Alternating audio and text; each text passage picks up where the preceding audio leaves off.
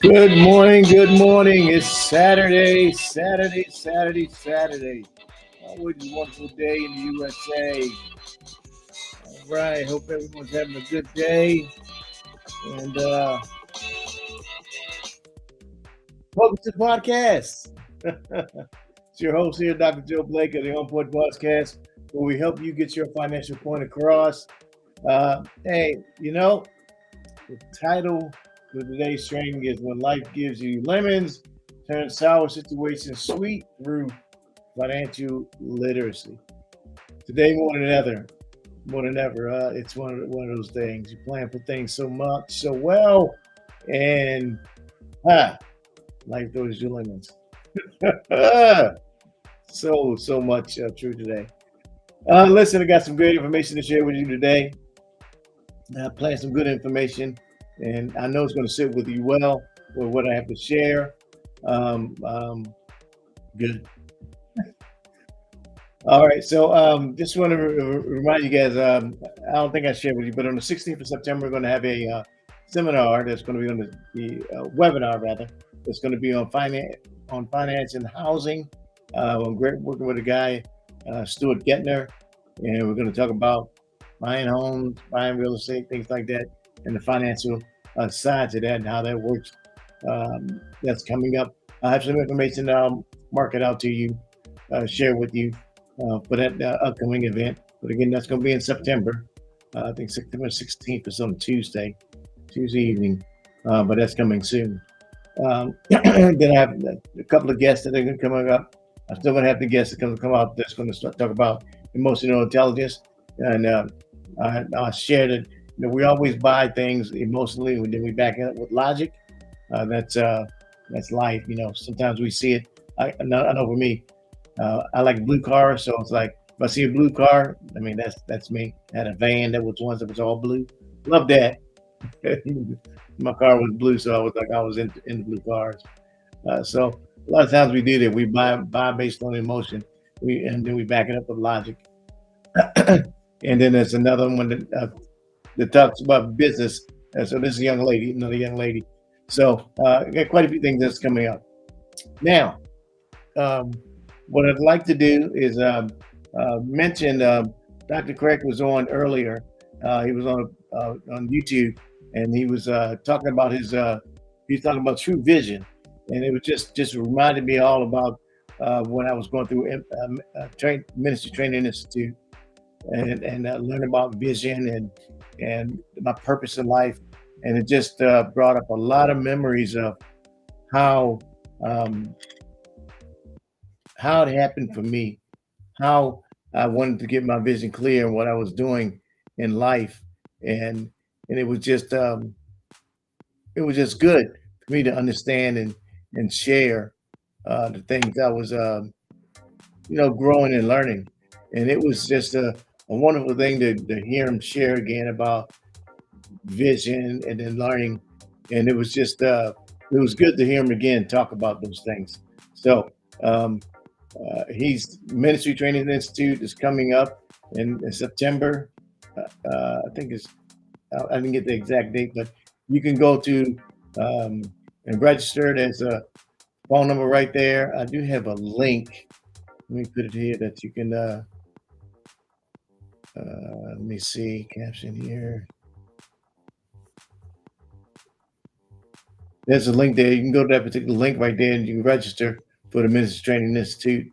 I have a short video I'm going to show at the end so you can listen to him talk more about the Ministry Training Institute and learn about um, the classes that he have. But you'll hear from him at the end what he shared during the video for the 4 weeks there. Now, let me share what I have to get to the presentation of what we have to share for you with you. All right. Okay. So here we talk about when life it gives you lemons and you turn it into lemonade.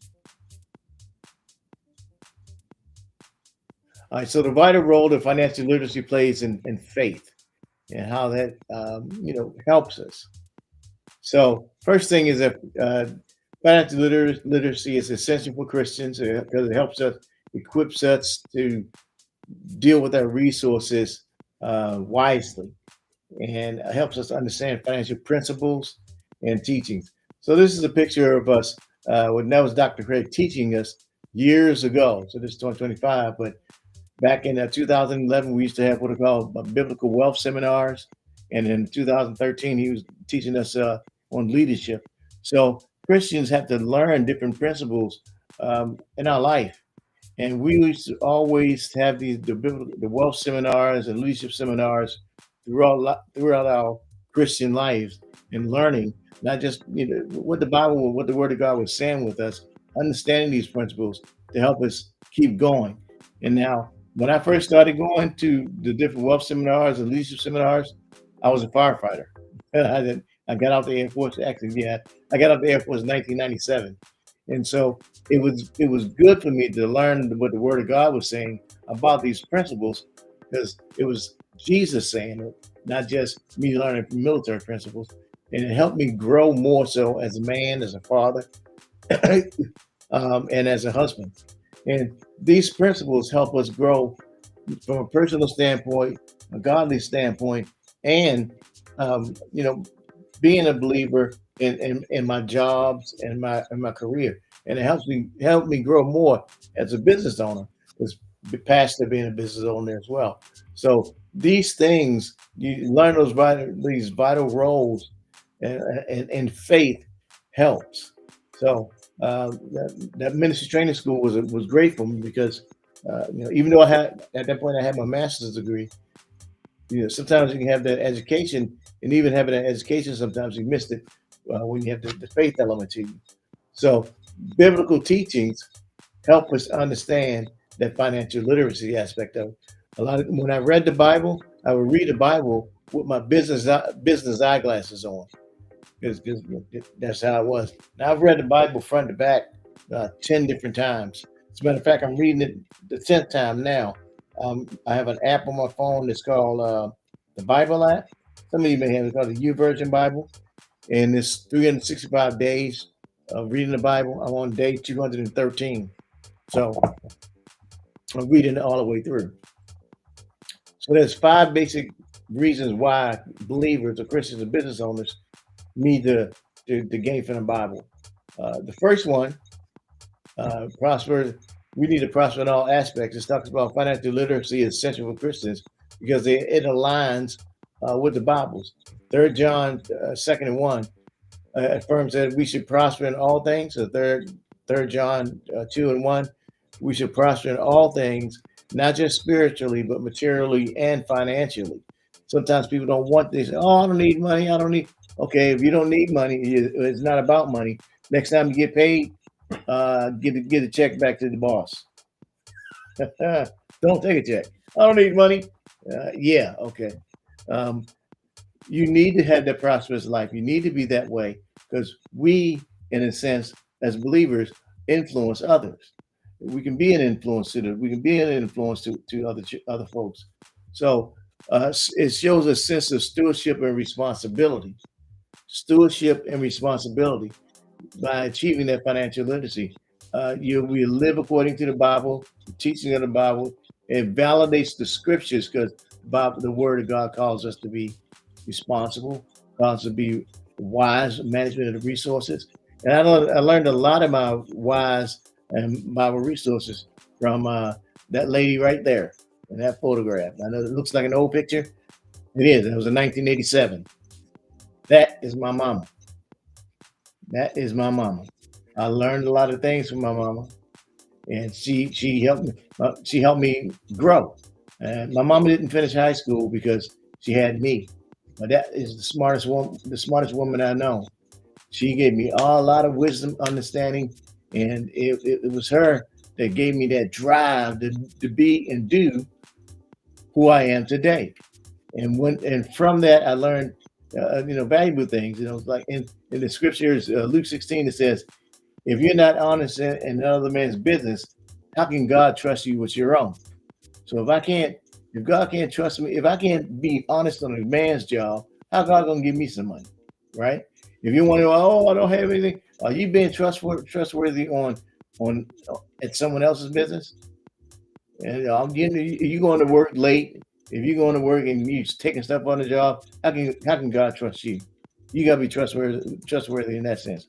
Another aspect of it is if you want much, you got to give much. Giving is one thing, but if you're expecting to get $1 million, you got to give $1 million effort.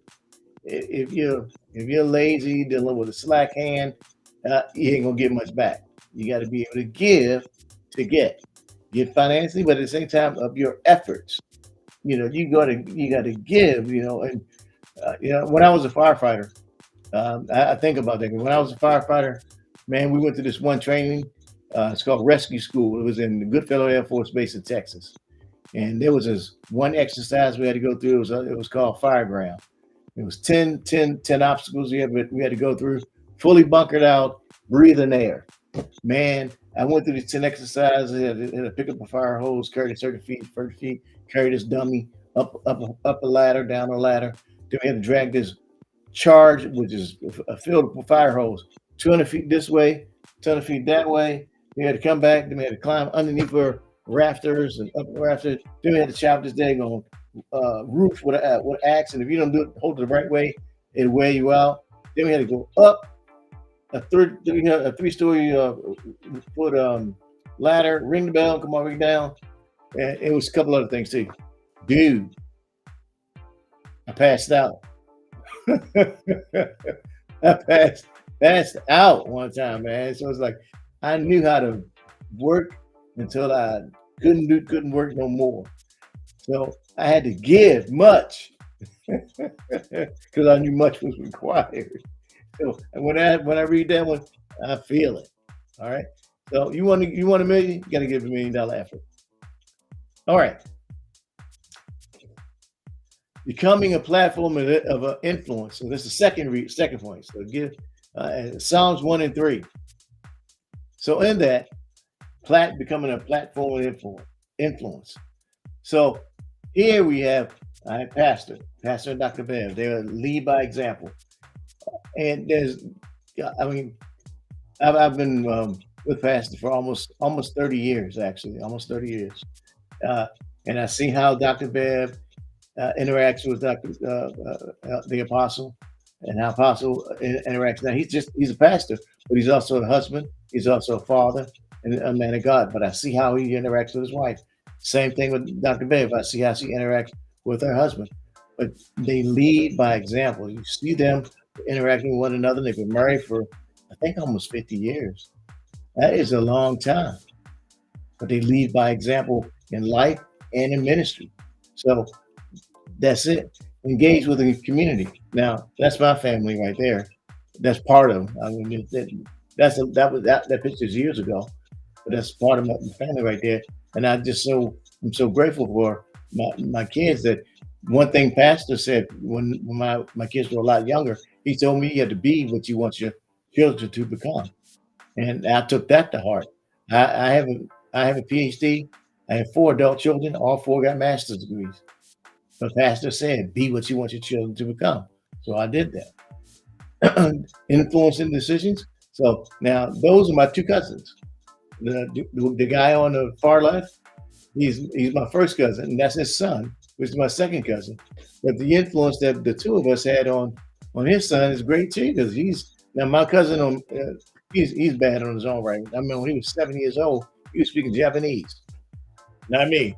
That was Lamar. But his son is just on fire, man. His son is on fire. He got his degree as well. So that influence that we have as Christians dealing with that, and he's a smart guy. He got his broke his license too. That's what it means to be a Christian like that. We can advocate for justice, inspire abundance. When we inspire abundance, that's being actionable. Actionable is we take the knowledge, wisdom, and understanding that we have and share it with others. That makes it actionable. When we take what we learn, what we gain, and we share it with others, that means we're taking the knowledge, wisdom, and we're infusing it into other people. We're giving it to others in our lives, and they have success. In most cases, greater than we had success. But if we're passing on zero to the next generation, something wrong with that. Something wrong. They should be better than we are. My mom used to always tell me, "You need to be better than me. Be better than." I was like, initially I was like, "Oh, well, what do you mean, mom?" But now I understand. Your children should be better than you. You should want them to be better than you. Do not. It's not that I won't ever be better than my mom, but I understood what she was saying. I understood what she was creating. My dad too. I understand what they want me to create. But we have to be mindful of that. We want that next generation to move further, be further down the road, and have a greater understanding. Because the wealthy has been doing that for years. The wealthy has been doing that for years. So we had to create that, inspire that in the next generation. If we don't have the inspiration for the next generation, you're going to get one generation of welfare, next folk in the welfare, and then the next folks, and don't work out that way. So let me keep going. All right. So provide resources for expansion. That is key. That's the point number 3. So Deuteronomy 8:18 says this. It emphasizes that God grants us the ability to create wealth. So God's granting us the ability to create wealth. And there's my son who lives in Germany. That dude's calling me now of all time. So God grants us the ability to create wealth. Trey, I'm giving my podcast, but you can listen, son. So Deuteronomy 8:18 says God gives us the ability to create wealth. And so it's us to manage our resources wisely so we can create wealth for to give to the kingdom. Because church is not free. I mean it's free, but man, somebody's got to pay the mortgage, somebody got to pay the electricity bill, somebody got to pay the gas bill. So that's what God creates the wealth. So and then missions aren't free. Somebody got to pay the plane flight to go over there, pay the food to go over there. Send folks out. I mean, it takes that. So Deuteronomy 8:18 says God gives us the wealth so we can take care of the resources, and you have the resources to take care of all those things. Right? And then so you have to be mindful of all of this. So have that current understanding that it takes resources to take care of the kingdom. So God gives us all that ability to do that, to be able to send those resources out to take care of the kingdom. All right, and so that's all part of it. Now, the last 2 items, the 4 and 5, we have here, says overcoming scarcity and then embracing abundance. So scarcity is when we're in a negative state, and when we're in a negative state, we can't be a benefit. We have too much debt. If we have too much a non-positive being in our thoughts, in our being, we can't be of benefit to anyone. Because we're in a hole ourselves. We're in a pit down there trying to get out. We can't get out because we have too much debt. So we're not able to get out of the situation. It's often driven by fear or misunderstanding, and we don't have that growth element, so we can't get out of it. So we can't benefit ourselves or anyone else. And then embracing abundance. 2 Corinthians 8:9 says Jesus died. He became poor. Jesus became poor so that we can become rich. He became poor so that we become rich. So he already had wealth. Jesus already was wealthy, but he became poor so we can be rich. But we don't have to be poor. We don't have to be downtrodden. We don't have to be that way because he did it for us already. He did it for us already. So we, in his poverty, can be rich. Now, this was business church today. Financial literacy all comes from that. Financial blessings all come from that. Knowing that it's in the word, when you read it, it tells you that. And this is business word today. I didn't tell you about mutual funds. I didn't say about the market itself, the Dow Jones, the NASDAQ, or anything along those lines. Because within all that understanding is that when you hear God speak gives you comfort and understanding that everything's going to be all right. Everything is already all right. And you just have to grow and know that he's there, and you grow from it. So now I'm going to take a moment and share with you, let you hear Dr. Craig share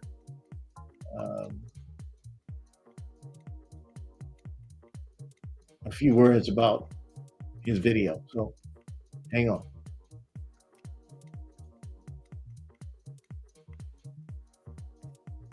Because he spoke for an hour and a half, so it was some great stuff. And here we go.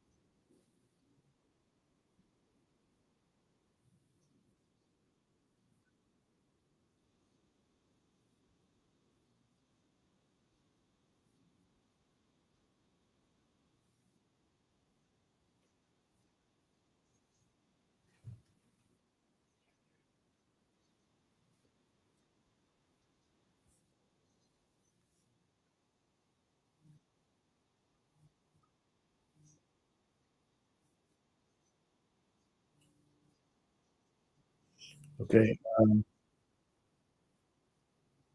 This is Okay. Well, I've been told that.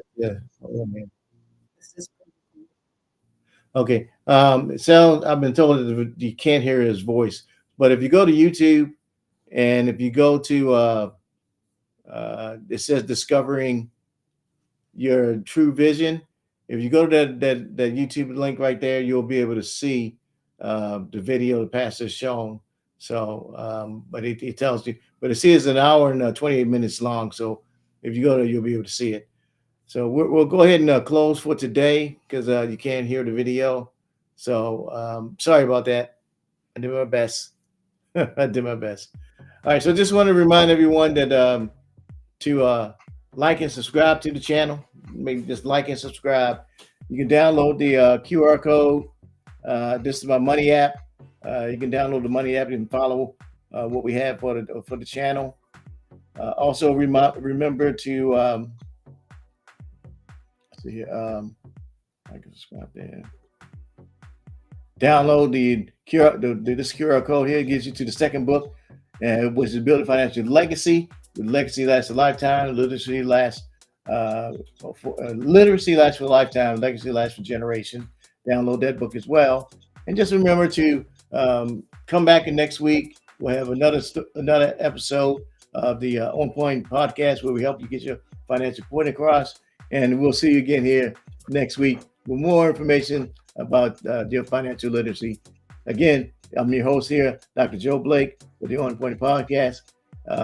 Remember to stay tuned, stay informed, and stay on point. Have a wonderful day.